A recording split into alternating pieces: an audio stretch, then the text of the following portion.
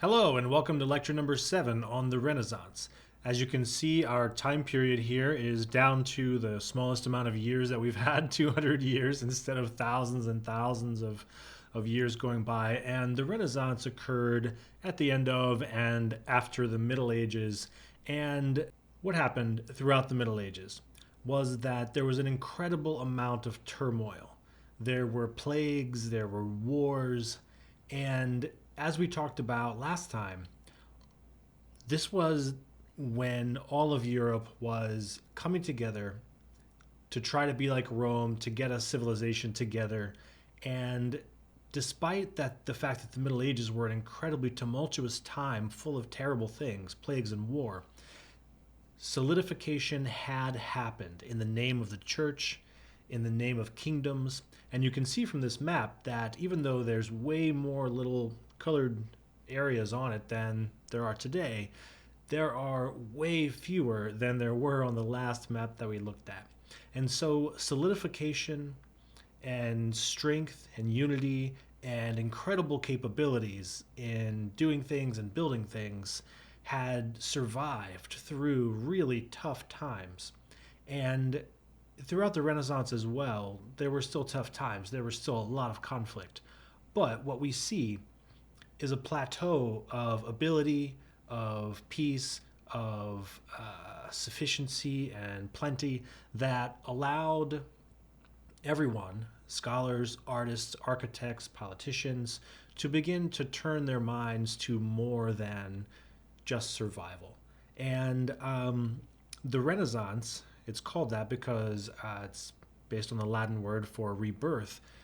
It's a rebirth of culture and knowledge where everyday life, for higher up people from the middle up, had opportunity within it to think about more, to do more, to experience more than just survival and getting by and power and war and whose castle is being invaded.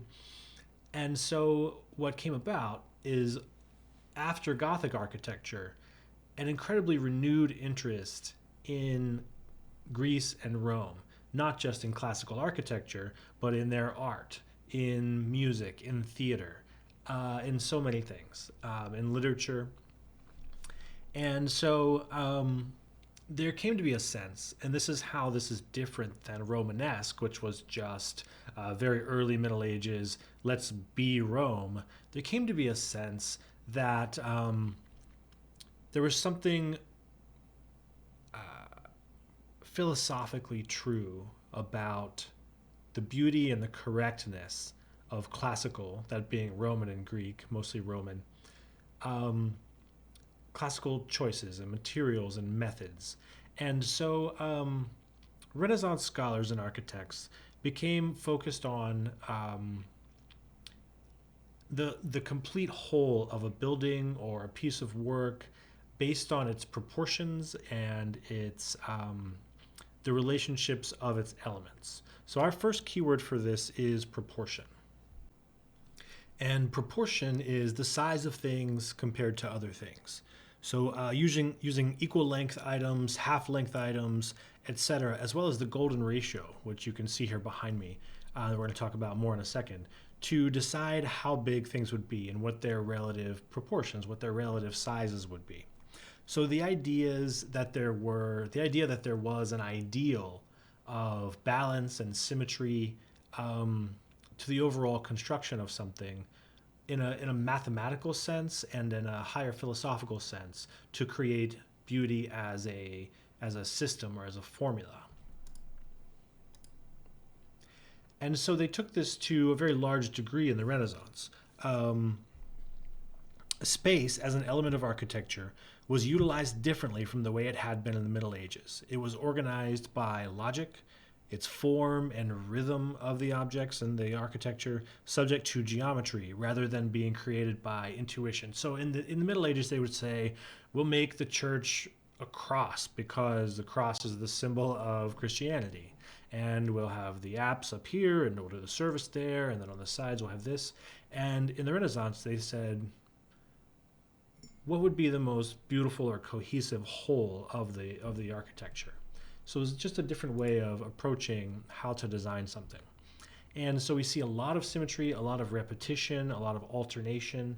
And let's talk about the golden ratio for just 1 second. I'm sure you've all have seen this before.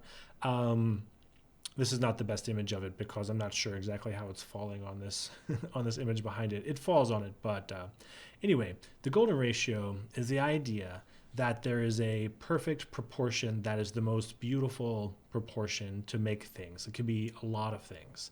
The spiral that you would see in nature a lot, from nautilus shells to unfurling branches as they grow outward, often will fall exactly on the golden ratio, or this is a diagram of the golden ratio. What it is the top of this rectangle is 1.618 in relation to the side of it being 1. So it's not twice as long. It's a little bit more than 1.5 times as long. And they came up with this by looking at classical Roman architecture and seeing that a lot of it contained this. And they kept finding it over and over and over again. And the more they looked for it, the more they found it, and the more they used it. And they found it to be very, very pleasing to the eye if things were arranged in this way. And it ties into nature a lot, as I said. And so they came to believe that these ideals of proportion lent to an idea of a godly or a universal mathematics to design and to the universe itself. In this picture directly behind my head, you can see the red lines are all the same length and the blue lines are all the same length. And when you look at a building like this, you may not think that, but to make choices about proportion can make something feel there's things look right and things don't look right. And so this idea of proportion believed that the reason for that was their mathematical relationship of size, right? And another major development that happened in the Renaissance was perspective. And perspective is a way to represent depth in art. So representation of art, of things getting smaller further away, created in painting by using a vanishing point on the horizon. So in this, The Last Supper, we can see that these tapestries that are hanging on the wall are getting smaller on a hard line. And that's a very clear example of what we're talking about. But there are many, many examples of this in art. And we've talked about perspective before. The Egyptians didn't have it. The ancient Romans had it somewhat. Throughout different cultures, it has been developed. But for the first time, in the Renaissance, they developed a way to create it perfectly every time. And they call it mathematical perspective or linear perspective because if you create a chart like this where you select a horizon line going across and a vanishing point and all of your similar shaped structures like this column and this column and this column, the tops of them all fall on a line that reduces to the vanishing point. They were creating a mathematical system to create that in art. And not to be cast aside is the idea that they had to have really good paper and really good pencils and really good rulers to even begin to be able to do this. And so while they had been worshiping classical stuff for so long, they also had enough complexity in the development of their tools and industry that they were getting, to a certain degree, a little bit beyond where the Romans and the Greeks had gotten to. So here we can see multiple vanishing points for the different linear perspective lines going back to the horizons here. And you could use multiple vanishing points like this to create a different sense of perspective. So you could, if you're looking down at the bottom of the painting, maybe it's vanishing to a certain point. If you're looking up at the top, maybe it's vanishing to another. But for the most part, just the invention of single vanishing point perspective was an incredible invention and very important in the theater as well.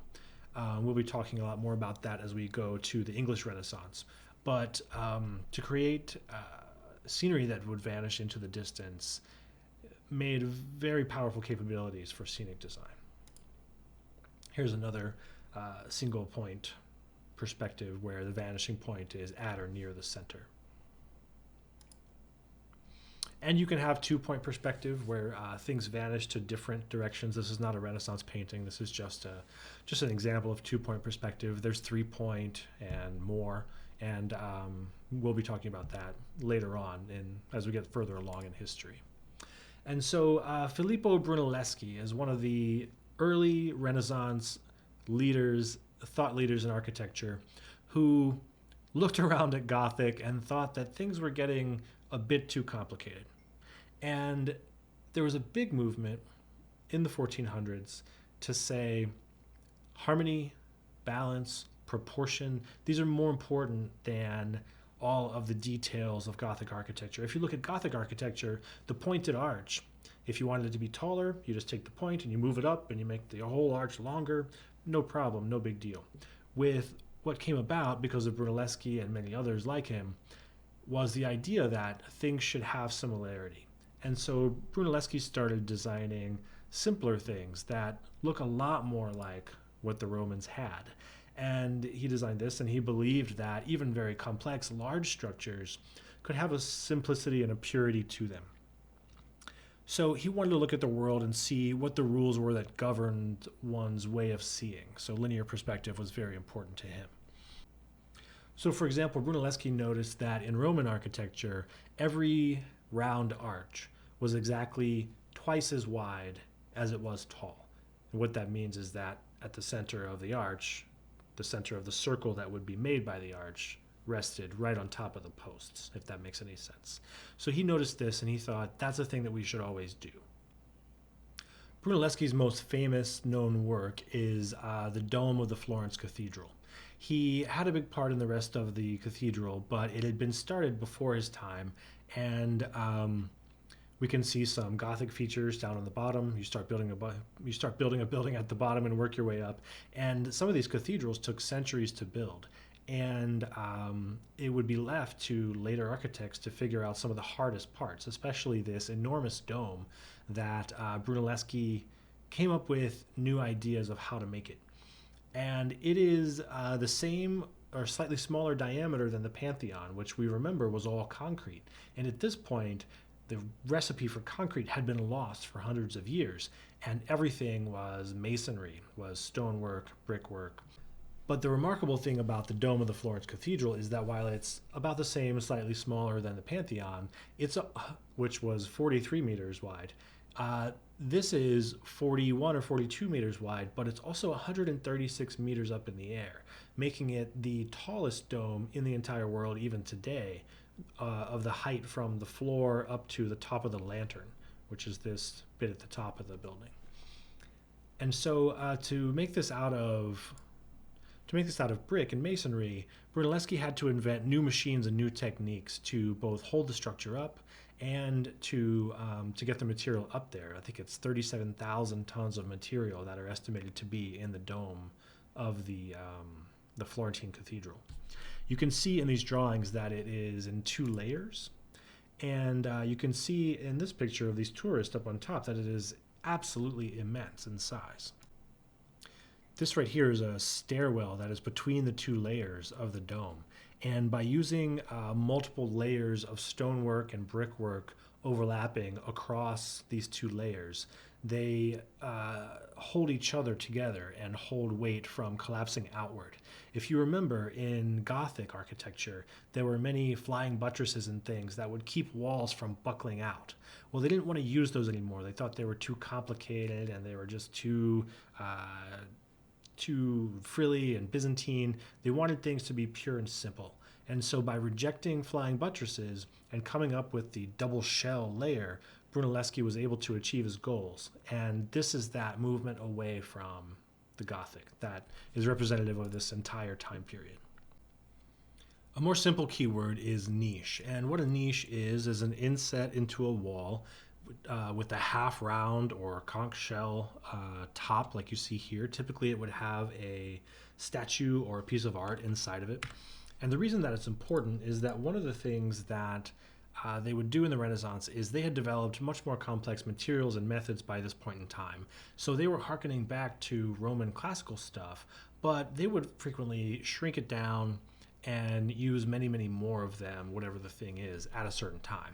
So a niche is kind of like, if you remember Byzantine churches where they have the Greek cross layout, they would have the giant dome in the center, and then off of it would be more rooms and more domes. And typically there would be one big one that was just a big half dome. It's called the apse. And a niche is a tiny little apse that may have been put around anywhere in lots and lots of different places. So we're going to see this again and again, the use of many tiny classical elements, because they were sort of using these classical elements as an idea. So when we see a tiny pediment over a doorway, we remember that pediments come from like the entire side of the wall of the Parthenon, right? So they're sort of using these things with intention as opposed to like embodying the identity of the thing itself. Speaking of which, one of the inventions of this time period was the giant order of columns. If you remember the classical orders, there's Doric, Ionic, Corinthian, Tuscan, Composite, and all of those were used frequently on large buildings, important buildings, temples, buildings that did not have multiple floors in them, which to the degree that was achieved in the Renaissance did not exist in classical times. In the Renaissance, they had many large buildings and they were capable of having multiple floors. And so when they applied these classical elements to those buildings, they sometimes would start putting columns that would span more than one floor. These were referred to as giant order columns, and it allowed them to have an epicness of scale that was inspired by classical buildings, but to have the inside of the building to be more usable and to contain larger amounts of floor space. So giant order structures were bigger than a lot of classical structures ever were. And so they had to come up with ways to have greater amounts of element. So you can see double columns here. You can see pilasters with elaborate cartouches inside them and things like that. All of this harkens back to, but is totally different than the shapes and structures that we remember seeing from ancient Rome and even from the Byzantine period. And so a lot of those things we can see here. This is, of course, a beautiful fountain and statue area in Rome, but it contains many of the things that I was just talking about. So you can see there is a large niche here in the center. There are pointy pediments and round pediments. There's an incredible symmetry to the whole thing. If you folded it in the middle, it would fold perfectly and be the same. There are many additional elements here that we wouldn't see within classical architecture because of the scale of this thing and the choice that they wanted to have more human-sized windows and doorways and things like that, but with classical elements. And so what we see here is the obsession with mathematical proportion here. Halfway up, there's a string course in the middle that goes across. There's pointy, pointy, pointy, round, round, round. There's a high relief. There's a statue. There's a high relief. There's a statue. And so it's not just about left to right symmetry. It's about a balance from top to bottom. It's about this extra little bit across the top up here, gives it a feeling of putting a hat on top. So the whole idea of this is very much represented in what we're seeing here.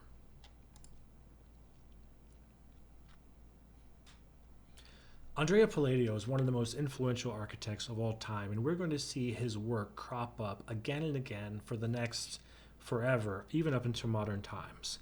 But it can be quite hard to pin down exactly what Andrea Palladio's major deal was, because his biggest contribution was in simplification.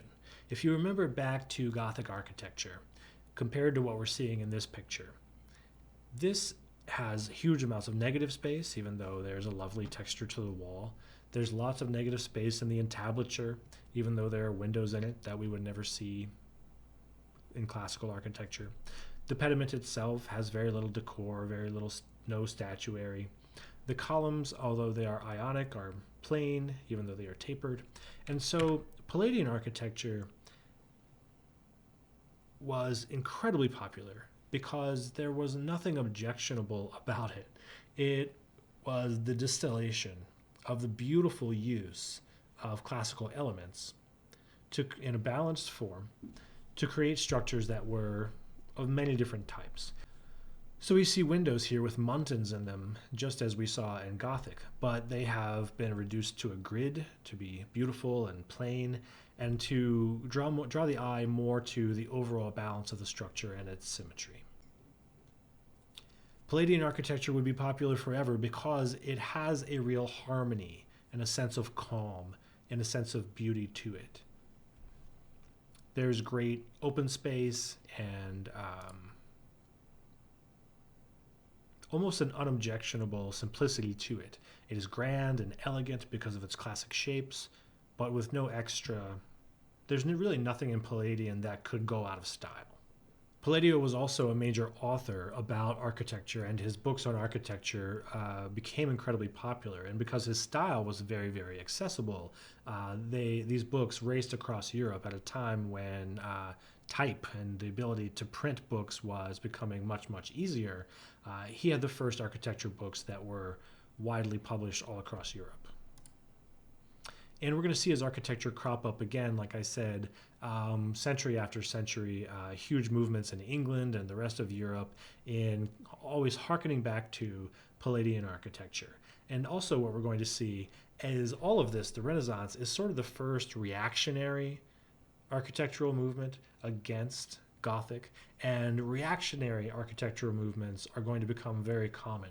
And so although architecture is the slowest fashion, because we could change our clothes every day to a totally new fashion, but once you build a building, you want to use it for a couple of hundred years, which makes architecture slow. But we start to see the fashion of architecture begin to pick up here in the late Renaissance, especially with Palladian. And there will be many more swings back and forth to new extremities of intensity, of order and organic shapes. In this drawing here, you can really see the simple way that the overall structure was designed. It has columns, square windows, pediments, square top pediments, round top pediments, 1, 2, 3, a simple cartouche, a relatively simple cartouche, pointy pediment, round pediment. These are the things that these guys were thinking about at a time when the doily or lace-like nature of Gothic was considered to be too frilly and too old. And this got to the point where they were so focused on order and precision and mathematics and elegance that the late Renaissance developed into a style that came to be known as mannerism. And it was kind of an insult, because if you think about manners as the way that you're supposed to behave when you go out to dinner as opposed to how you might behave at home, mannerism is so elegant and so polite that it's getting away from what's natural and what's real. So pushing order and balance to a point beyond what is natural, resulting in an excess of elegance. So like posing versus standing for a picture, okay? So the art contained a lot of elongated figures and dramatic poses like we would see in fashion renderings or photography today. So for instance, in this statue right here, everyone in this group is caught in a moment of very high emotional state. This guy is having a true experience, a true sensory experience. And all of this is just so, the snake is so long, there's so much of it. It's around his leg, it's around his leg. It is, what real situation would go down like this, right? Not really. Furthermore, this picture on the right, this baby is like 5 feet long. This lady's neck is like clearly twice as long as it should be. Her hand is clearly 1.5 times at least as long as it should be.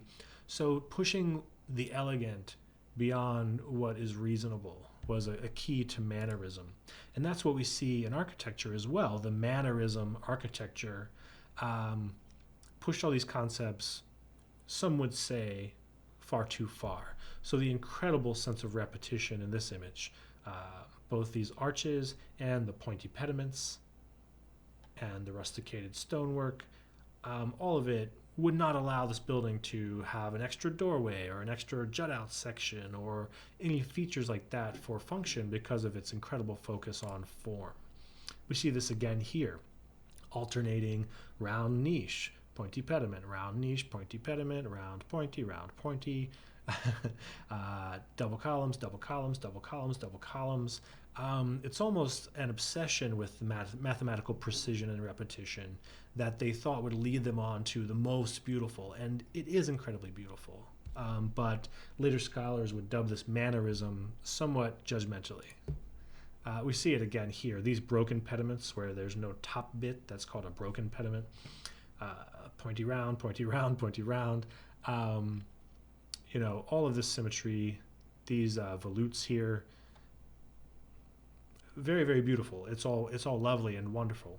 But this is what they were thinking about, right? So look at these proportions. This section here, I guarantee you, is 1 unit compared to the length of this, which would certainly is 1618 or whatever it is. That's how they were doing everything that they did.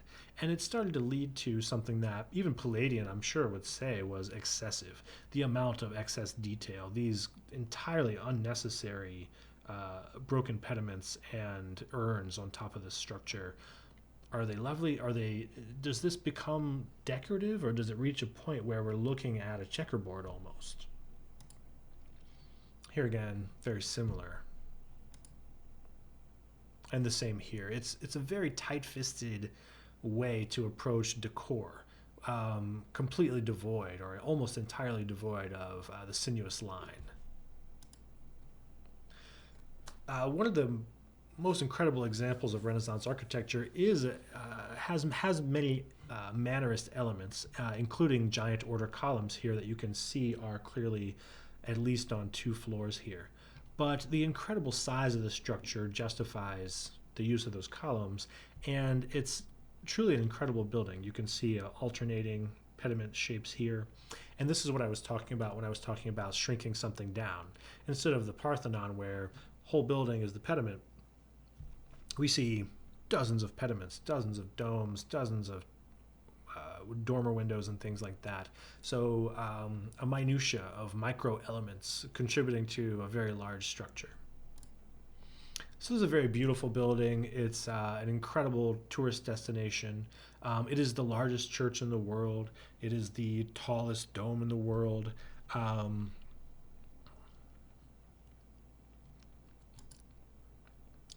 And inside of it, we can see the clear inspiration from Byzantine architecture with a large central dome on a drum turret with pendentives here and barrel vaulting.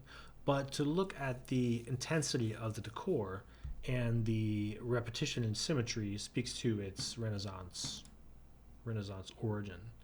And here we can see the incredible wealth and complexity of the structure of the Catholic Church had reached by this point, with Europe coming together to support it entirely.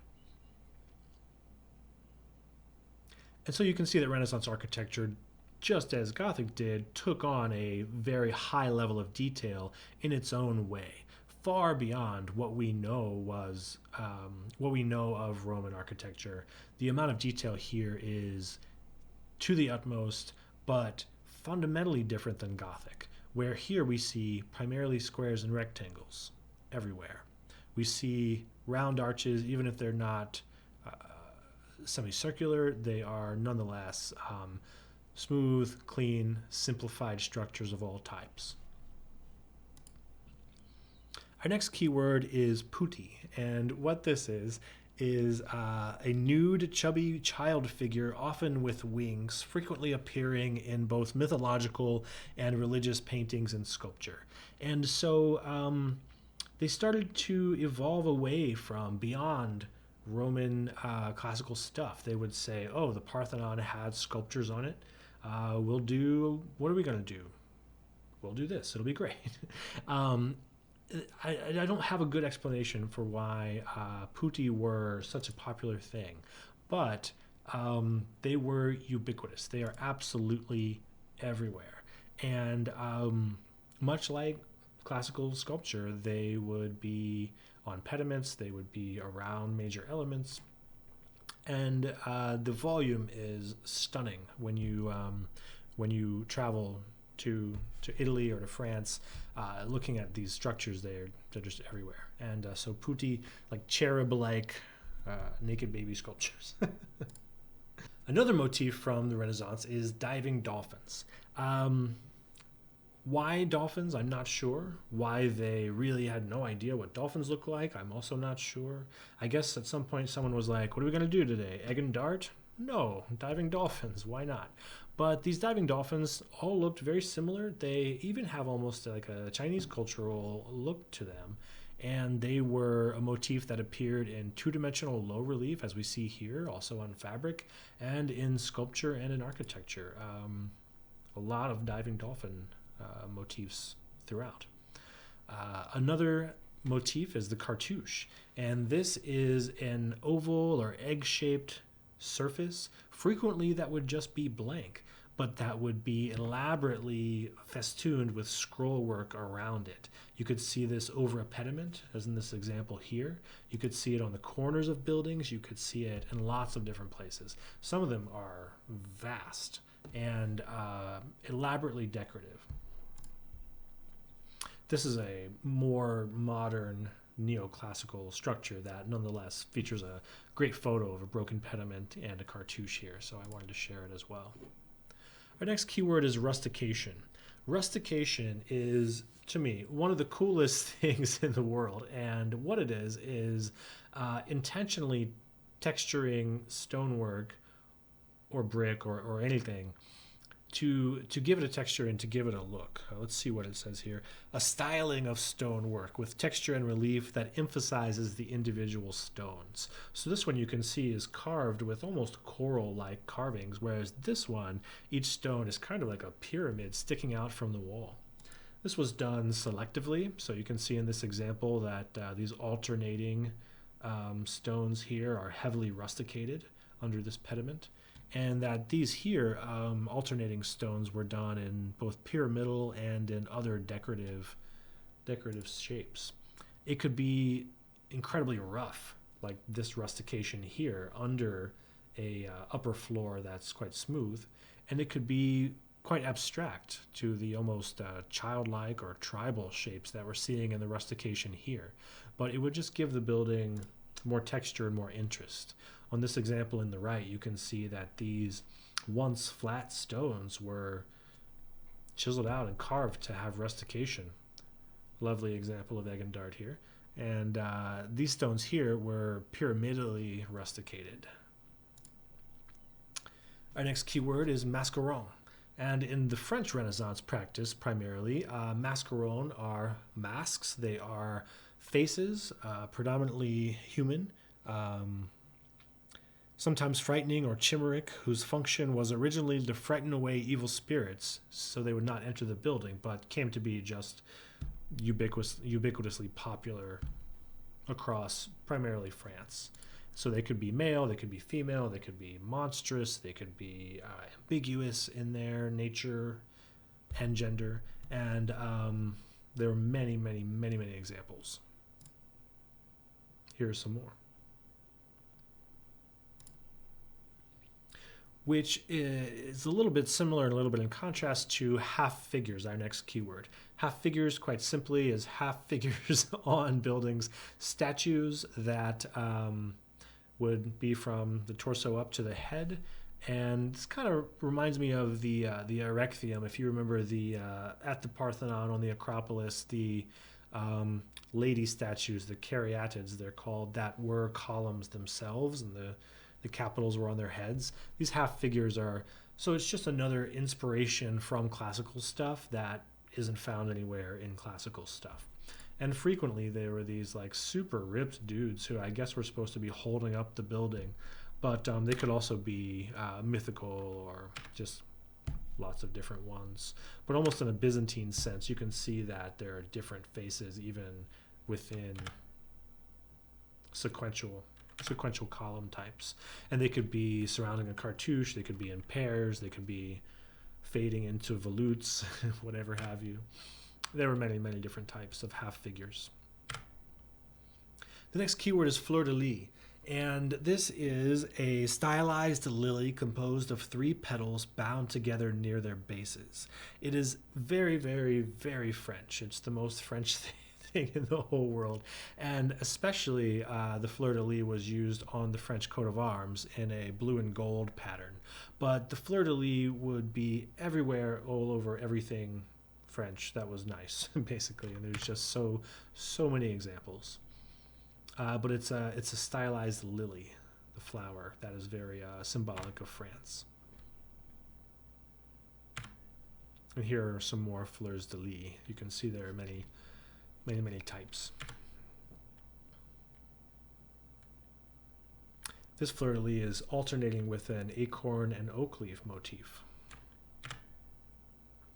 Our next keyword is dormer. And you probably all know what dormers are. If we can go to a few words, yeah, this picture here. So on the right, this is clearly a modern neoclassical dormer. And, you know, I'm sure that you are aware that dormers are probably on 9 out of 10 of all residential houses today. They are a jutty out bit from the roof that has a window in it that may be for looks or may actually be able to be looked through and out of. But you have to be really comfortable with your roof technology that you can start cutting holes in your roof to have windows and doors sticking out of it. You can have a balcony or whatever have you. So dormers were developed and perfected at this time. Of course, we've just got glass recently and a really fine manufacture of it so that it could be used with mullions and muntins to make windows. And so we see dormers becoming elaborate decorative but also functional elements here. There are many sizes, shapes, dormers. Our next keyword is stone balustrade. And this is clear in what it is. It's made out of stone, and a baluster is a spindle. It's one of these scoopy shaped things that is holding up the banister.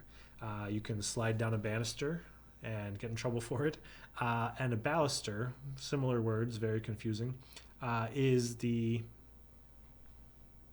pillar holding it up. So a balustrade is like an arcade, a series of balusters in a row creating a structure. So we're going to see several of these here. These were super popular. They loved railings. And it was also kind of related to the way that they would miniaturize everything. This is like a mini colonnade, kind of, with a bunch of columns in a row. But they're ubiquitous across Renaissance and subsequent architecture. And they're really lovely, and they would serve to delineate gardens or pathways in chateaus or other mansions and large structures.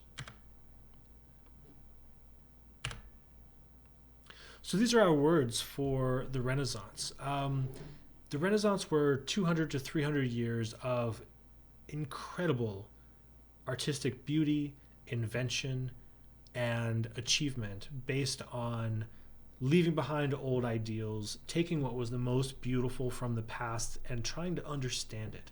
And that's what the Renaissance really was, is a time where they were trying to analyze everything around them in a new way to see if there were formulas or if there were algorithms that would tell you what was good and what was true and what was beautiful. And this is a huge break from the past of just constantly reacting to this and that.